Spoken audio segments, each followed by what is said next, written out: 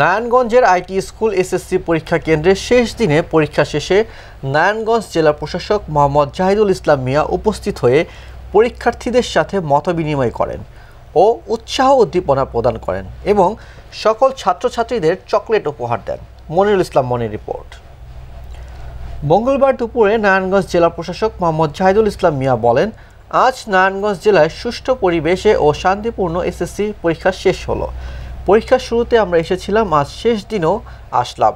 ছাত্রছাত্রীরা যেন মনে করে আমরা তাদের পাশে আছি। তিনি পরীক্ষার্থীদের উদ্দেশ্যে বলেন, শুধু ভালো পড়ালেখা করলেই হবে না, ভালো মানুষ হতে হবে। শিক্ষার কোনো বিকল্প নেই। সকলকে ভালোভাবে পড়ালেখা করতে হবে এবং মানুষের মতো মানুষ হতে হবে।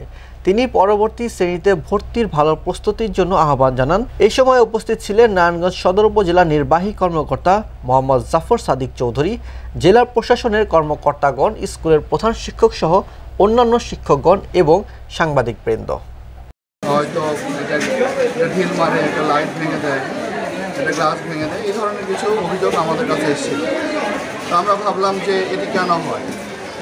আমরা চিন্তা করলাম যে এরা কি ছাত্ররা চলে যাবে বলে আমরা তাদেরকে দূরে ঠেলে দিচ্ছি, এরকম কোনো সেন্টিমেন্ট তাদের মধ্যে গ্রো করেছে।